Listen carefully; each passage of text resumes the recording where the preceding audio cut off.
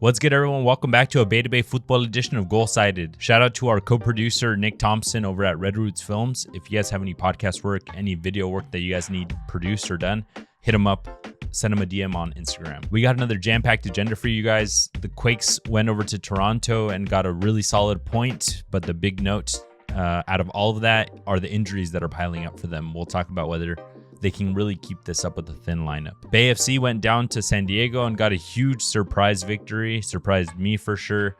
Oakland Roots continue to get some draws. Sac Republic goes down to SoCal as well and gets a big W, a big comeback win. And Monterey Bay FC, new coach, same old story. And we'll bring you guys on home with our lower league roundup, a whole bunch to talk about, and the big powerhouse burrito restaurant that we all love that has a soccer team is back, and they came out swinging. So we'll talk all about that. Let's get it. Let's open it up with the Quakes. Per usual, they are still flying high. Their unbeaten streak continues barely. They did get a draw over the weekend against Toronto. But first, let's talk a little bit about the U.S. Open Cup last week. They won 4-2 in the round of 16s against Minnesota. So Timo Werner came out injured in the 31st, and the Quakes plugged and played Jack Scan, who is having a bunch of goal contributions. Honestly, it wasn't that painful because he scored in this match. Bo LaRue had a banger at the beginning of the match. He had 2 great goals in this match. He just scores bangers like nothing. In the second half, Minnesota came out swinging with 2 goals. They were up 2-1, and then the Quakes really stepped on the gas pedal with 3 goals to end the match, and they win 4-2. A lot of folks came out, big numbers, because they were expecting to see James Rodriguez. They did see James Rodriguez, but not the same James Rodriguez that we're accustomed to from back in the day. Unfortunately, he didn't have a big impact on the score sheet. I'm sure all the Colombian fans just wanted to see him. But thankfully for us Quakes fans, the Quakes got the W, and he wasn't that big of a problem to take care of here. But really dominant end of game for the Quakes. But I think another thing that we're learning from them is that they don't need to be overall dominant in possession throughout the match anymore. They can give up possession. Like in this match, Minnesota had more possession. But at the end of the day, they can also be more lethal than the opponents. Which is great. They had less chances. They had less overall possession, but they were more lethal with the chances that they did have, especially down late in the match. And that's another thing that we're not super accustomed to from the Quakes that we're growing to get accustomed to under Bruce Arena ball here. Now the Quakes get to move on to the quarterfinals. They play against Colorado Rapids away. This is the first time that they're playing each other in Cup. This would be the first time since 2017 that they would move on to the semifinals if they win. In 2017, they got eliminated by Sporting Kansas City in penalties, like we know always happened back in the day in penalties. And this would be the first ever U.S. Open Cup title if the Quakes were to win it. So we'll talk about it in a bit about how to prioritize things, but huge shout out to the Quakes for a win in Cup and keeping us moving there. Their unbeaten streak continued over the weekend. They got a 1-1 draw at Toronto. Like I had told you guys, I love those morning games. I got to watch it with my little kid, with our little baby, our little one at home in the morning with some good breakfast. And it was a tough one. It was a tough one because it was away. It was a tough one because we went without Timo Werner already. We don't have a timetable for his return. And it was tough because we added on another injury. In the second half, we lost Niko Tsakiris in the 54th minute to a groin injury. And he was seen on crutches after the match. So that was a pretty big blow as well. All that considered, a point on the road isn't that bad. I think a lot of people online were being a little bit selfish, I would say, if we're looking back a couple months where we thought we would have been versus now. And I saw a lot of people saying, damn, we need to always win and get the 3 points, even if they're away in a hostile environment, no matter what. And it's tough, especially when you have a thin lineup. When Niko Tsakiris came out, you put in Nick Fernandez, who was just recently a Quakes 2 player. The only offensive player that the Quakes had on the bench to end the match was Nani, the Nigerian striker that is from Quakes 2 as well. They ended up playing at a certain point without a striker. They took out Preston Judd. They didn't have a striker. So they put in Ian Harkes and Paul Marie just to kind of secure the point, but also because we didn't have a tried and true striker, with MLS minutes. Nani hasn't gotten much minutes there, so I don't blame Bruce for kind of figuring out a different tactic. So Bruce is trying to figure out different ways to get the best team possible out there, even taking out the 9. So I would say that this is a huge outcome for the Quakes away. For the match, Toronto got a really early goal. Daniel Shalhoub, however you pronounce his name, who is a villain on the Quakes end. We'll talk about that in a second. I'll give you guys a little bit of a reminder. But he scored a goal at the beginning of the match, just a couple minutes in, a locker room goal. And then the Quakes clapped back immediately within 10 minutes. Niko Tsakiris gets a good ball whipped in on a set piece, and Preston Judd gets a goal, a pretty easy goal. And that's his 7th goal on the season. Niko Tsakiris' 7th assist on the season. So we're talking numbers. These are the numbers right there. Niko Tsakiris' 7th assist ties Heung-min Son for top in the league. That's crazy. None of us expected that from Niko. But overall, really tight match for the rest of the game. A lot of back and forth. Nobody wanted to give an inch. Quakes being okay with that point. And the big note to talk about in the 84th minute was a huge heroic effort from Reid Roberts, the defender from the Quakes. Daniel Shalhoub, again, trying to get his brace and punish the Quakes. He gets a dink on Daniel, on the keeper, and the ball looks like it's inevitably going in. Very slow, but like nobody's going to reach it. But Reid Roberts doesn't give up on the play. He gets a sprint all the way back. He gets a slide tackle. He slides at the line. He gets a bicycle kick clearance off of the line. Heroic, historic. It seemed so epic watching it live. I thought it was in. I thought VAR was going to tell us it was in, but my boy knew exactly what he was doing. And that's why he gets those minutes that Bruce Arena gives him, is because he knows he's one of the guys that'll just give his life out there for the team. And Reid Roberts really did. He had an amazing slide tackle here to give us the point. Otherwise, we would have lost. So huge W there for Reid Roberts. The reason why I keep bringing up Daniel Shalhoub as a bit of a villain for the Quakes, if you guys remember, I'll give you guys a throwback. In 2021, the Quakes played against Sporting Kansas City, and he scored a brace on the Quakes. I think he scored a late minute goal as well. And after the match, I don't know why I was watching the post, but some reporters from Sporting Kansas City got out of him that he said, "Not a fan of San Jose. Playing against them, they are playing very dirty football, and I don't think they deserve points ever." So since then, I've had a bit of a personal vendetta, and I'm just kidding. But that was against my Almeida Quakes, so you know that it stuck with me. But yeah, huge numbers for the Quakes, huge result. Bruce Arena is going to have to figure something out. Right now, they're currently the number 1 team with the most American players, the most American minutes. About 70% of minutes going to American players from Bruce Arena. We know he likes his domestic boys. He literally kicked out all the Latinos, but we'll not talk about that. And the big things that I'm seeing online, people asking, should the Quakes prioritize the U.S. Open Cup, or should they protect the lead that they have in the Supporters' Shield? It's tough to kind of do both. What should we do? And then with the injuries, can they realistically do both? Can they realistically do any? In my opinion, I think Bruce Arena should prioritize U.S. Open Cup. The silverware is right there. They're 2 matches away from being in the final and getting some form of silverware. I think Bruce Arena sees that. I think he knows that. And I think the Quakes will for sure play elimination ball and make their way to that final and prioritize that, especially because we're about a third of the way in MLS. There's still a long way to go. So I think it's very much likely that Bruce Arena puts the priority on U.S. Open Cup. If you got to pull up the Quakes 2 players, I would put them in MLS matches, get them some minutes to transition to have the best fresh squad in the U.S. Open Cup. And hopefully some of those injuries aren't very long injuries for Niko Tsakiris and Timo Werner. Can they realistically keep it up in either? I think that in the U.S. Open Cup for sure. It's one match elimination. I think they have a good enough squad. Nick Fernandez is going to get a lot of pressure to deliver what Niko Tsakiris does if he's going to be out for a while. But maybe we'll see Nani in there with the double striker. Maybe Bruce Arena will put up something a little bit different. But this is where we would have hoped that we had more players, deeper roster, more than one DP. The one DP that the Quakes have has been injured the majority of the time so far. it would have been nice to have 1 to 2 more designated player style level of players. So yeah, Jack Scan coming in. I have no issues thinking that he's gonna ball out for us.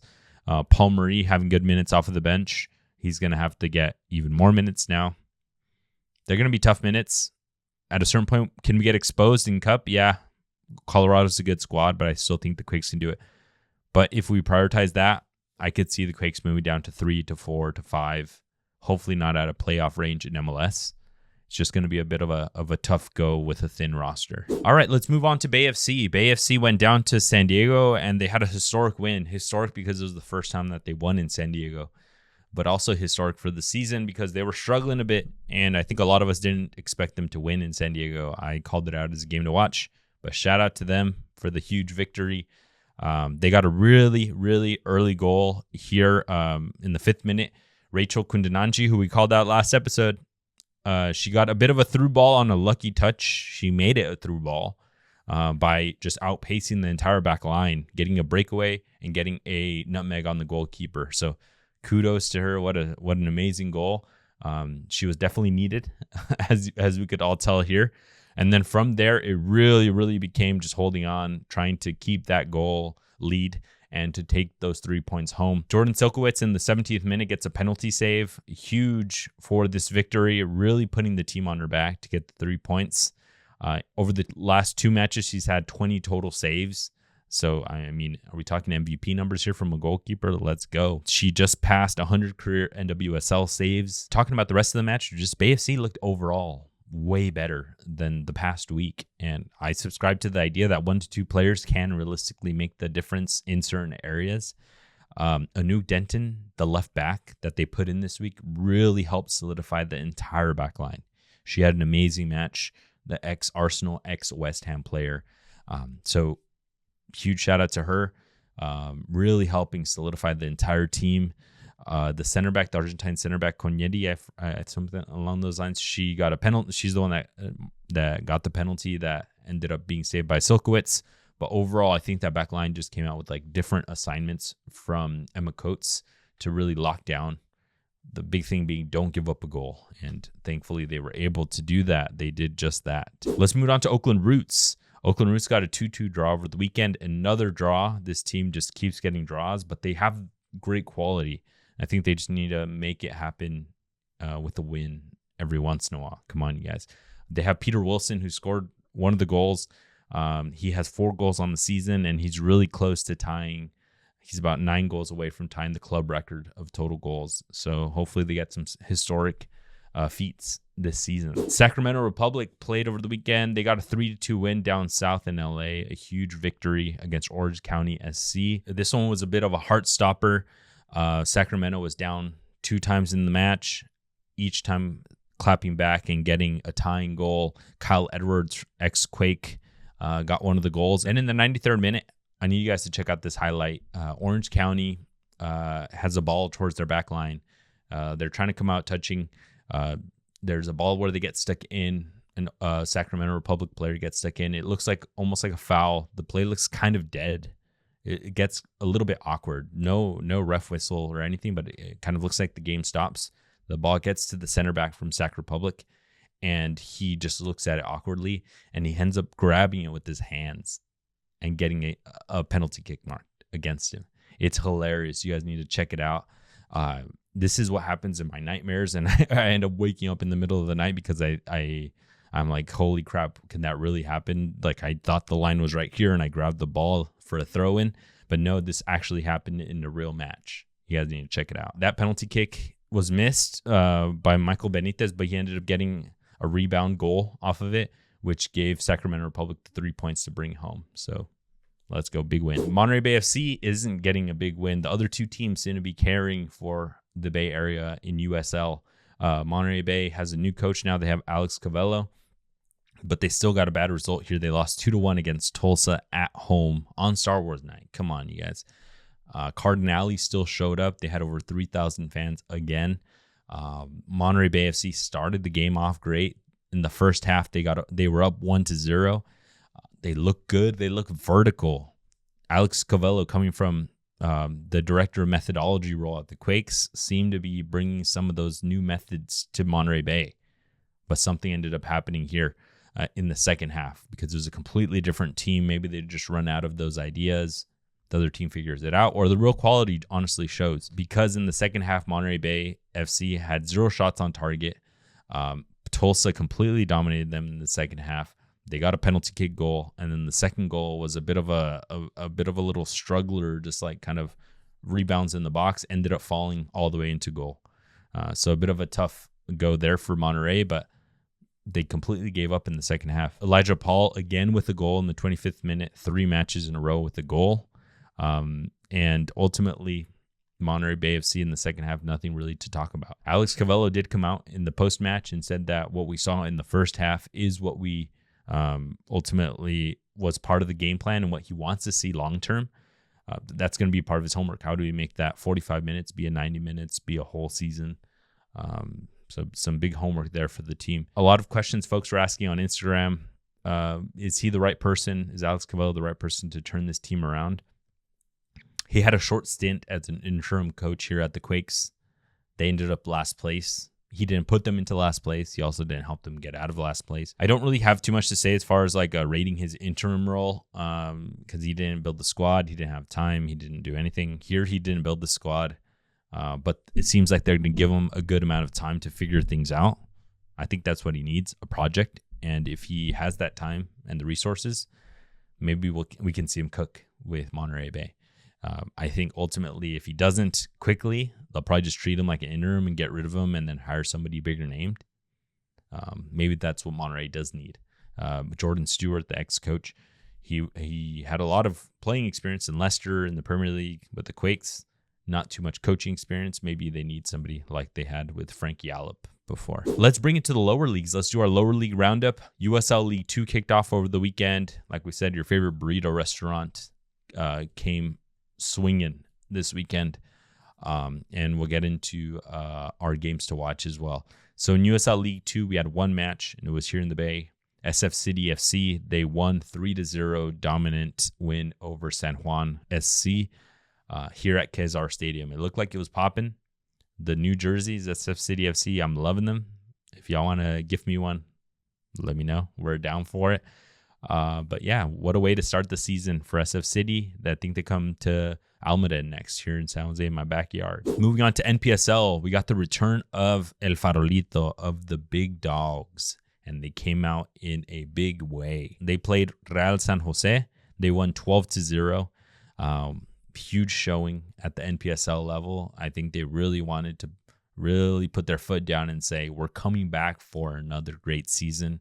As we all know, they lost in the national championship for NPSL last season here at Quezar. So I think they're trying to really say, like, we're coming, we're bigger, we're better. We're going to win it all this season, I think is what they're ultimately saying. The craziest thing, if you think a 12-0 at that level is huge, they went to sleep after that match. They woke up the next morning and got ready to play in the SFL, which is the big SF Sunday League. They're back in that league. They go out, they play, and they win 44-0. That's right. They won 44-0. I've never seen that high of a score line. That's a goal every 2 minutes in a 90-minute match. That's crazy. But if anybody could, it would be El Farolito in their local league. No, but huge shout out to them. These numbers, I asked everybody. Somebody from the socials from up there told us, no, it's real. The Barra Brava, the Burrito Brava, their supporters group posted about it. Astounding. 44 is crazy. Bringing it to some realistic scores at the UPSL level in the Premier Division, Project 510 played against Atletico San Jose. I wanted to give a shout out there. We had a 0-0 draw. Project 510 has been smashing everybody, and for Atletico de San Jose to keep them to a tie, but also to a shutout, solid. Way to go. Let's move on. We got our MVP and our foggy moment of the week, or foggy performance of the week, for the best and the worst of the week. Best, Jordan Silkowitz from Bay FC, making sure the team brings home a huge surprise victory with her penalty kick save, but also with 20 saves in the last 2 matches. I think that's something to write home about. And then the foggy performance of the week, go check out that Orange County penalty kick, the handball that the guy did. It's super embarrassing, like I had said. But more local. I know they're not the local team, but Monterey Bay FC's second half drop off. It needs to be studied. It needs to be talked about. The first half and the second half were two different teams, but I'm sure Alex Cavello is going to address it. All right, let's get to some games to watch, folks. I give you guys the best matches that I can think of involving our backyard teams here. Number one, you got to keep watching the Quakes. San Jose Earthquakes against Vancouver Whitecaps this Saturday. San Jose has to keep going with their unbeaten streak with a thinner lineup. Like I said, maybe prioritizing U.S. Open Cup. I want to see what they got going on. Vancouver's a great squad, so I think the Quakes have to really figure out this lineup, this roster, and get ready for some summer signings. I think the window opens in a month. Well, let's go. Number two, I got Monterey Bay Sirens. Yes, the sister club to Monterey Bay FC, making their debut at the USLW level against Stockton Cargo SC. This match is going to be played here at Cardinale Stadium, the debut match for Monterey Bay Sirens. And a huge shout out to a friend of the podcast, Luz Arriaga, who ended up making the squad. We had her on as a guest here for one of our first Sunday League series, and she made it out to their trials, made it through, and is playing now in their preseason and is going to debut in this match. So huge shout out, Luz. Let's go get a W. In our third match, to shout out Almaden FC against SF City FC. They are going to be hosting SF City here in Almaden at Pioneer High School. They have a huge marketing push I saw online about that they're going to have like a big pre-match celebration. They're going to have kids games and all this stuff, and then walk to the match. Pioneer Stadium's a great one. I went to go watch the UPSL Division 1 final last season. It's a good stadium, so go and check it out. It's going to be a fun one. Cool. So that's all that I got for you folks. Don't forget to like, comment, and subscribe if you like this. Share this with someone that loves Bay Area footy, that wants to know more about what's going on in the Bay Area, because we got a whole bunch going on here. Appreciate y'all for tuning in, and we'll talk soon. Peace.